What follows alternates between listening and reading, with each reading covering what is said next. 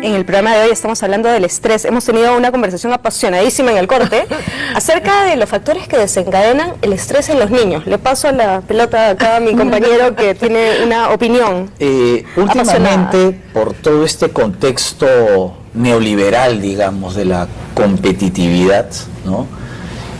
No sé si será el único factor, pero es uno de los factores. Entonces a los niños se les somete a situaciones de estrés que me parecen totalmente injustas. Por ejemplo, todos estos programas de estimulación temprana, ¿no? Y sobre todo pues los exámenes de ingreso a los colegios, totalmente a mí me parece pues un abuso, ¿no? Ante un menor de edad, ¿no?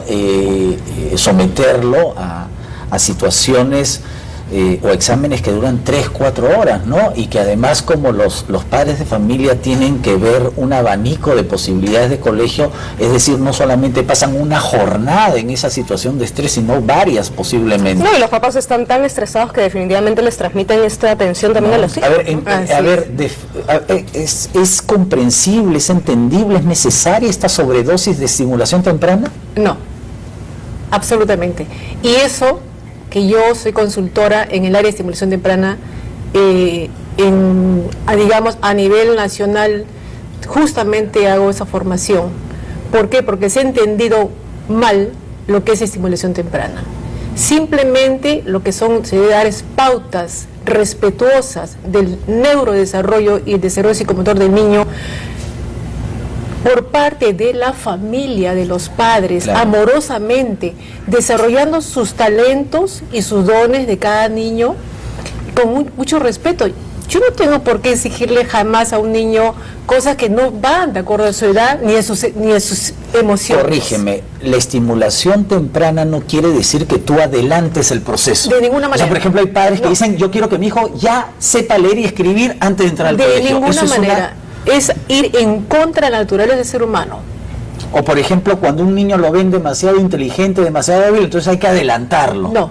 Hay que meterle un montón de clases. Hay que promoverlo que no esté en kinder, sino en transición. Un año más. Claro. Y luego hay un desgaste tremendo. Mira, a mi consulta llegan muchísimos niños diagnosticados con hiperactividad, con déficit de atención. Les digo, échate en la camilla, están echados 1 hora como angelitos. Por ejemplo, hay una falsa percepción. Mira, qué inteligente, entró a la universidad a los 15, 16 años. O sea, en el fondo van a crear una persona con una serie de problemas futuros. Mira, lo más importante de la estimulación temprana es crear vínculos afectivos entre el padre y la madre biológicos con su hijo o hija. 1. 2, crear una buena relación de apego. Apego, me refiero, es que el niño lo lleve a su campo emocional con cariño, con amor, y luego lo deje también descubrir y tener sus propios intentos, sus fracasos y también sus éxitos en pequeñas cosas de su entorno, nada más. Y de ahí, una cosa importantísima es que la estimulación temprana tiene que ver con la resiliencia. Para los que no saben qué es resiliencia, es la capacidad del ser humano de poder salir adelante ante un evento, como estamos hablando del estrés, no deseado y inadecuado, de repente un evento traumático, de poder salir adelante y saber que es parte de la vida. Eso es hacer estimulación temprana. No es ir a que el niño sepa la Torre Eiffel, quién es Rembrandt, quién es Goya, cuántas obras escribió tal autor. No. Eso es ir en contra de la naturaleza humana. Ahora, si el niño nace con un potencial tremendo, hay que dejarlo. Porque, por ejemplo, Borges se leyó el Quijote a los 5 años, pero Borges era Borges, pues no. Perfecto, dejarlo ahí. ¿Y qué nivel, digamos, de estrés sí debe enfrentar un niño para fortalecerse, para desarrollarse bien? El niño, los niveles de estrés, más que todo, yo no diría niveles de estrés, sino diría que son cosas de retos que le pueden generar una cosa sencilla. Por ejemplo, acá yo le pongo un obstáculo.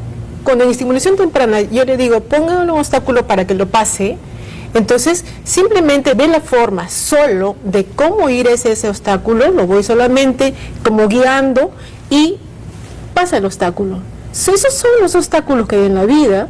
Y simplemente desde niño le estoy simplemente poniendo algo frente a él que le comienza a darse cuenta cómo muevo mi cuerpito, dónde debo ver más para poder ir hacia ese lugar o desviarlo o pasarlo.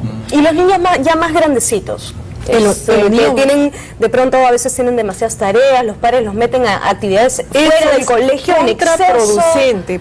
Yo quiero que quede bien claro que es contraproducente.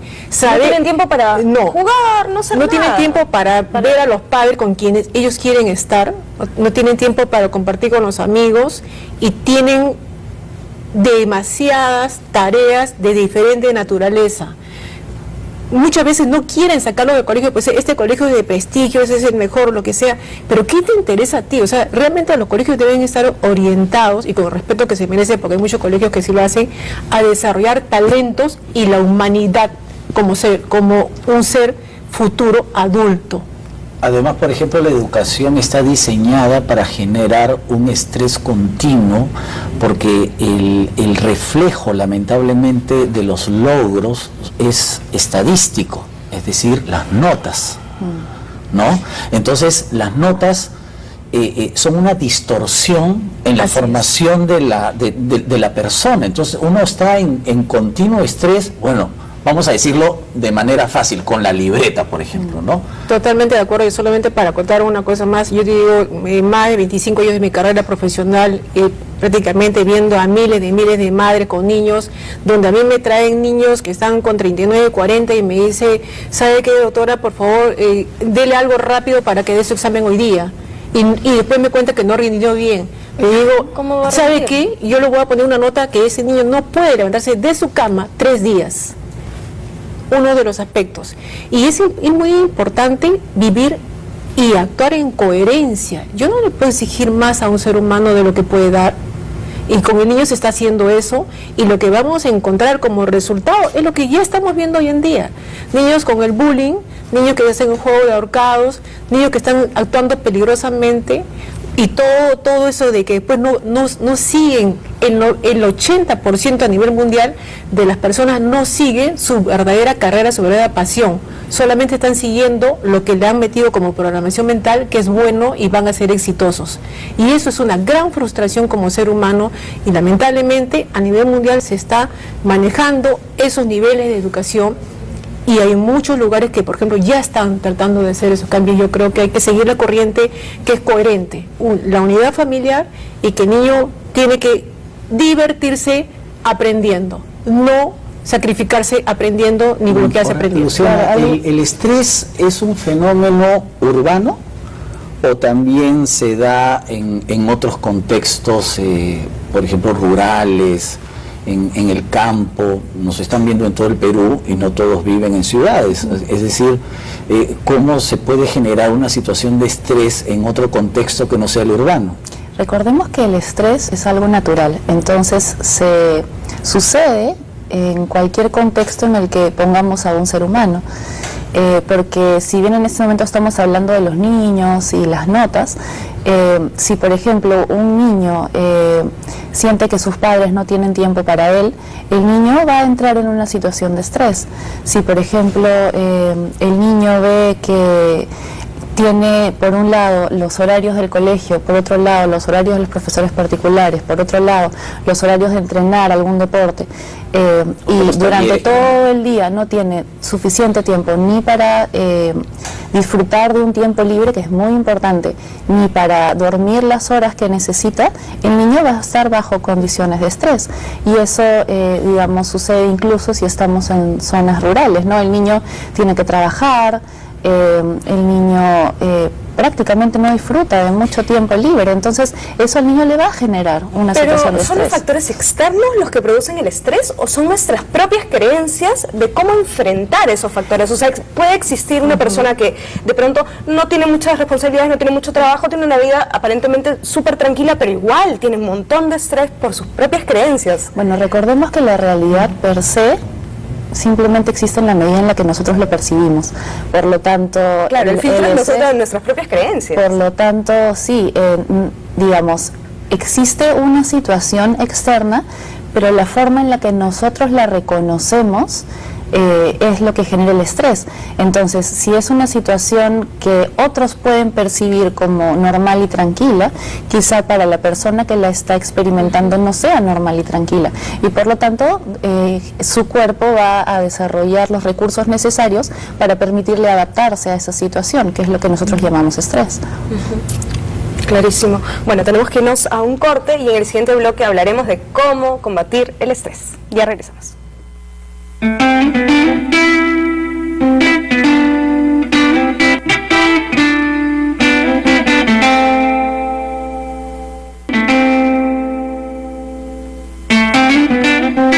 En el programa de hoy estamos hablando del estrés y ahora sí lleguemos a la luz, a la esperanza. ¿Cómo combatir el estrés?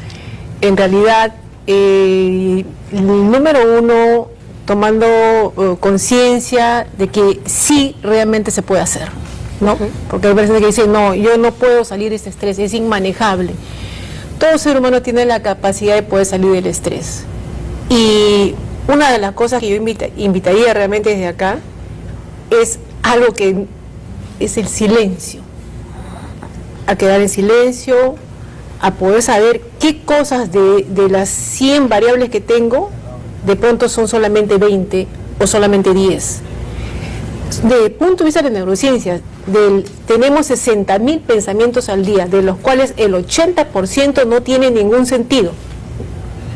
Mi hijo, ¿dónde voy a la universidad? Tiene 3 años, ¿no? ¿Dónde me voy a mudar de acá 20 años? ¿No? Voy a dejar en la empresa a mis hijos, y los chiquitos tienen 2 años y uno tiene 6 meses de edad. O yo quiero que mi hijo sea tal cosa, ya. Y empiezan a comentar eso familiarmente. Exacto, entonces todo eso va creando, ¿no?, una situación. Bueno, yendo nuevamente a esto, de esos 60.000 pensamientos, solamente 20% y es vivir en un tiempo real.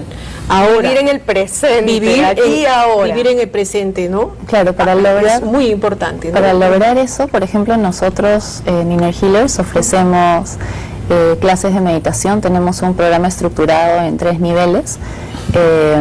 Además de eso, contamos con un consultorio en el que trabajamos con PNL, programación neurolingüística, en el que trabajamos de forma individual. En el consultorio trabajamos de forma individual y en los talleres y las clases de meditación trabajamos de forma grupal. Y es súper interesante la manera en que la meditación logra ayudar con la realineación, que es como le llamamos nosotros en Inner Healers, la realineación del estrés, porque si bien el estrés es algo natural, lo que tenemos que intentar es que no se vuelva algo crónico, y para eso es muy importante darnos un espacio para tener una respiración adecuada, aprender a tener una postura adecuada, aprender a tener una respiración adecuada, aprender a tener un tiempo donde intentemos digamos, aclarar la mente, liberarla de tantas discusiones mentales, de tantos pensamientos, porque como la realidad depende de nuestra percepción, si tenemos la mente llena de muchas ideas que se confrontan, no vamos a tener mucha claridad mental para actuar. Entonces podríamos decir que la meditación vendría a ser el opuesto del estrés. El estado meditativo vendría a ser el opuesto del estado de estrés. Ahora, en la meditación estás como ocupando tu cuerpo, tu espacio y estás, como tú decías, en el presente, ¿no? Cuando uno está angustiado, identifica que es porque hay pensamientos en tu cabeza que te están hablando y hablando y hablando y que no tienen que ver con el momento. Ahorita no está pasando eso, ¿no? Solamente un tema, porque estamos viendo estrategias, digamos, individuales para superar el estrés, pero yo quería vincular el tema del estrés con las políticas públicas. Por ejemplo, nosotros vivimos en una ciudad y en la ciudad tiene que haber un contexto relativamente adecuado para que la gente pueda vivir o desenvolverse de manera no sana, porque no va a ser absolutamente sana, pero por ejemplo, los alcaldes tienen que darse cuenta que hay que crear áreas verdes, y si hay pocas, por lo menos las pocas defenderlas y no convertirlas en centros comerciales o en ferias que pueden destruir un campo, un parque, en fin, ¿no? El tráfico, por ejemplo, en nuestras ciudades, el tráfico, la forma en que la gente cómo maneja es un síntoma inequívoco de estrés. La gente no maneja con el timón, sino maneja con la bocina. Entonces hay que adecuar preparar nuestros espacios urbanos para una vida relativamente saludable que nos haga, el estrés no va a desaparecer, pero por lo menos controlarlo, atenuarlo. O sea, para la gente ya el hecho de saber que tiene que ir al trabajo, ya no el trabajo mismo, sino el hecho o sea, el camino de llegar al, uy, ahora tengo que regresar a mi casa, sí. uy, ahora tengo que ir al trabajo. Entonces, eso ya tiene que ver no solamente contigo, sino con políticas públicas. Exacto, ¿no? sí. Sí, es cierto. Sí, justamente por eso nosotros cuando comenzamos a trabajar en el 2005 los talleres terapéuticos y las clases de meditación, fuimos los pioneros en trabajar en un parque. Pedimos permiso a la municipalidad y a los vecinos y comenzamos a trabajar mucho el contacto con la naturaleza, mucho el desarrollo de los sentidos, porque como muy bien dices, no estamos condicionados a, por un lado el tráfico, por otro lado el sonido de las bocinas, el sonido de de la gente. Entonces, lo que nosotros hicimos, nuestra propuesta, fue y sigue siendo el utilizar espacios adecuados para poder integrarlos a la meditación, que es lo que hacemos. ¿Sí sabes qué cosa? Yo soy de la idea de que todos los parques del Perú deben declararse zonas intangibles. Y no porque sean parques históricos, no por una razón histórica, porque este es el parque de la reserva, este es el parque... No, por una cuestión de salud mental. O sea, todos los parques deben ser zonas intangibles. Nadie tiene derecho a borrarlos, a invadirlos, a utilizarlos para otros fines, ya por una cuestión, no porque se hizo en el siglo XIX o hace 80 años, sino por una cuestión de salud pública. Incluso la arquitectura, ¿no? Podríamos, digamos, podría... la arquitectura. Claro, podría, por ejemplo, incluirse donde se construye un edificio. Yo sé que hoy en día es muy importante el espacio, la utilización de espacio, pero de repente podrían incluirse pequeñas áreas verdes dentro de los edificios, ¿no? De las que las personas que viven dentro del edificio puedan disfrutar. Y se está haciendo, ¿no? Porque hay, digamos, tema de permacultura, ¿no? Sí, en el sí. cual todo, pues, como dice, estamos incluyéndonos. Nosotros hemos perdido la noción de que la naturaleza es parte de nosotros, somos uno. Hemos perdido esa noción, ¿no? Y en cualquier lugar, en el departamento, en el lugar más pequeño se puede sembrar, y sabemos también, yo como terapeuta bioenergética le indico a mis pacientes, mira, pon plantitas en pequeños maceteros, o a veces inclusive hasta pequeñas, digamos, plantitas que pueden servir hasta para hacer sus alimentos, pero en realidad cada persona también va a encontrar las formas de cómo manejar ese estrés, que es el estrés crónico, aquel que sí va a impactar a su salud. Por ejemplo, de pronto, para una persona puede ser, ¿sabes qué? Quiero comerme determinado chocolatito, o pasar con mi familia, O ver una película. ¿no? Porque nosotros también... O cocinar, simplemente. Todos cocinamos. Alguien hacer algo, una manualidad, que la gente también sienta de que es algo sencillo. Si no, ¿sabes qué es muy importante? Yo veo a mis pacientes que le digo, a uno agarre y le pongo la receta, baila. ¿Y sabes lo que me dijo esa persona X? ¿Sabes qué? Nunca he bailado. Tu cuerpo necesita, y tiene es un signo, ¿ya? Sí, tengo deseo de hacerlo, toda la vida he deseado hacerlo, pero no lo he hecho. Entonces son cosas sencillas las que nos van a llevar también a un estado de armonía, un estado de equilibrio, pero con su sub y baja, con ese up and down, con esa montaña Lo ideal es tener un trabajo que ames y que disfrutes, y que pero tú si no, disfrutes. pero si no puedes hacerlo, busca un hobby o algo que te produzca placer. Así es. Sí, porque además a veces, por ejemplo, no, yo antes trabajaba, tenía más que ver con negocio internacional y eventualmente comencé a hacer esto otro como hobby, y eventualmente el hobby mismo me fue llevando y fui estudiando y me fui preparando y fui creciendo, y de alguna forma ese hobby, que era en realidad mi pasión, fue lo que me fue llevando a hacer las cosas que hago ahora, ¿no?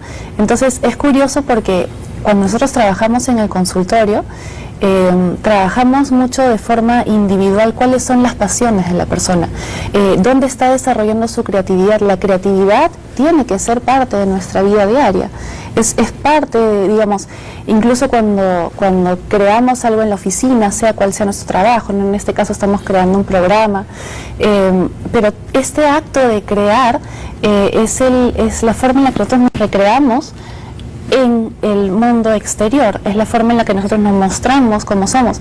Y muchas veces ese reprimir quiénes somos, trabajar en algo que no nos gusta, no tener tiempo para nosotros, no disponer de tiempo para hacer ejercicio, para meditar, muchas veces ese restringirnos es lo que también genera estrés. Las terapias complementarias, yo lo ubico en ese contexto porque deben trabajarse simultáneamente, porque yo estoy de ambos lados, tanto el tema de la salud, medicina convencional y la medicina complementaria, que es lo que yo hago paralelamente, las dos cosas, y van muy bien cuando estas se respetan y trabajan coherentemente. Un paciente, por ejemplo, que le dicen que tiene cáncer, está sometido al estrés, en otros lugares lo primero que hacen es, obviamente, el apoyo psicológico, le pueden trabajar con aromaterapia, le hacen masajes, y eso no va en contra de la medicina. Entonces, ambas partes hay que respetarlas. Ni uno es malo, ni otro es bueno. Ambas, cuando se trabajan seriamente y éticamente, ayudan tremendamente a otro ser humano. Es un ser humano ayudando a otro ser humano. Entonces, yo creo que no hay que perder de vista que la medicina complementaria, en todas, digamos, en sus diferentes presentaciones, unas que ya están aprobadas por la Organización Mundial de Salud, como el Tai Chi, que es muy bueno, el Tai Chi, la acupuntura. La risoterapia. La risoterapia, claro, hay que reírnos, mira, hay que reírnos hasta de las cosas que no nos gustan. La biodanza también, que es preciosa, tú sabes muy bien, cuando el abrazarse, porque hay gente que ya ni se abraza. O salir a la naturaleza. Salir a la naturaleza. Todo, o como decía Rousseau, pues no, o sea, regresar de donde salimos, ¿no? Así, de donde somos, o sea, no olvidar eso, ¿no? O ir a ver el agua, ir a ver el mar. Escuchar el mar, ¿no? caminar Escuchar en la las arena. caídas de agua, ver una pileta. Y el agua, recuerden que cuando sentimos esa brisa marina, tiene los iones negativos, que el ion negativo, aun cuando no suene el nombre, el ion negativo es el que nos reenergiza.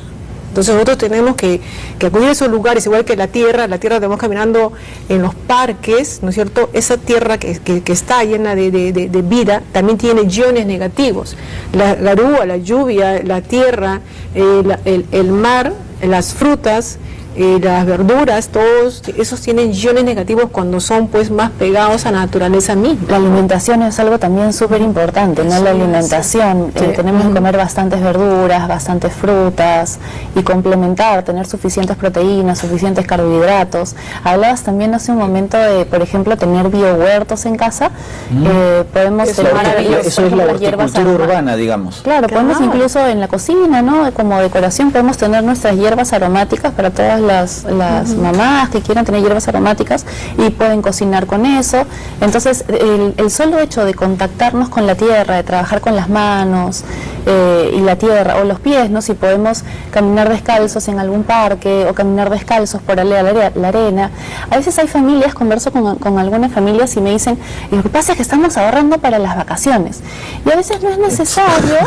Están matando las vacaciones. Y de alguna forma no es necesario esperar hasta, es lindo irnos todos de vacaciones juntos, pero también podemos ir teniendo pequeños espacios familiares, de repente ir a un parque todos juntos, o quizás los que pueden acceder a un club. Claro, uno puede sacrificar las vacaciones teniendo calidad de vida todo el año. Eso es vital. Claro. ¿Sabes qué? Es que nunca sabes si realmente algún día irás a esas vacaciones. O sea, las vacaciones es hoy día. Eso qué trágico. De repente cambian de fecha, todo, como que yo pregunto a ustedes, cuando ustedes se jubilen, ¿qué van a hacer? Me voy a ir a bailar, me voy a pasear, y ahora no, por ahora no. Claro, no en sabes. el consultorio, por ejemplo, Exacto, vemos ¿no? mucho, como trabajamos individualmente, evaluamos mucho si la persona es primariamente visual o kinestésica o auditiva, porque dependiendo de eso también van a haber cosas que van a relajar más a unos que a otros. Claro. Digamos, si eres una persona auditiva, quizá el sonido de las piletas te sirva para relajarte. Claro. Si eres una persona visual, La música quizá también, un atardecer escuchar puede música. servir para que te relajes. Bueno, para que mi productora no se estrese más, tenemos que llegar al fin del programa. Muchísimas gracias por habernos acompañado. Queremos tener una segunda parte porque de verdad es un tema muy interesante. Y nada, si estás estresado, respira, come bien, Llora. duerme, haz deporte, busca, busca algo que te guste y vive en el aquí y en el ahora. Chao.